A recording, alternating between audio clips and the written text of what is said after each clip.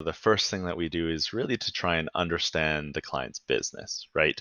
Um, if you're in a certain type of manufacturing, how is that different than some of the other ones? Trying to really understand it from at least what is in scope.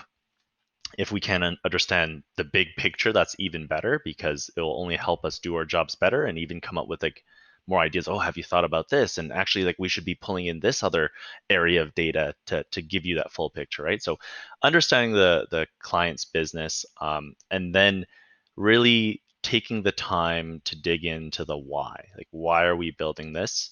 What is the vision? What is your end objective? Who's the audience? How often are we going to be reviewing this? Is this really just for you to like uh so let me backtrack for a second. So if we're building it for a steering committee, it's going to be very, very high level versus someone that's very technical and actually supposed to be solving those day-to-day problems. It can be more granular and more give them more abilities to slice and dice the data however they please. So we want to understand all that and understand where the data is coming from, what data we have, all the different gaps, and we essentially do that vision objective, working with them to gather that data and understand all the different components where it's coming from and that requirements gathering component. So after that, then we essentially get to work once we get the data. And we can start building some sort of version one of the dashboard, right? And then that becomes a very iterative process back and forth with the client to be like, okay, here's version one. What do you guys think? And more often than not, after showing the client something the first time, they'll be, oh, I didn't know that you can do that. Hey, can you pull this in? Can you build this visual? Where then you start to see like, light bulbs go off and creative juices start to get flowing. And then these dashboards kind of like take their own shape and form naturally. So we work with the client back and forth as we continue to build that.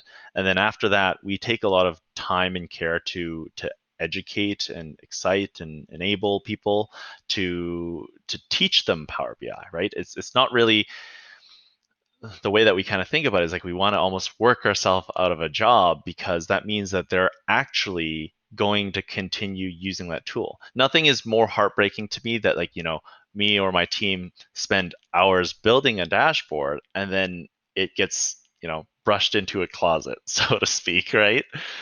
So, we facilitate these Power BI 101 sessions where I'm not even talking about the tool or the data set that we're building, but I'm just giving an education session of how Power BI works. How do tables connect? Just to help demystify the tool because any new software can be very overwhelming. So I want to take that time and care to make it less overwhelming for the people that we're working with, especially for the people that might be updating the dashboard on a day-to-day basis.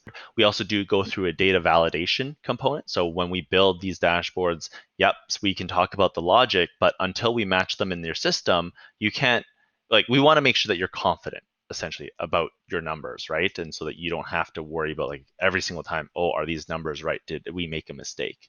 So as long as we have all the logic and can work through that and build that logic in once, you'll know that the data is coming directly out of the system using the logic that we had built and that you're not going to have any human error.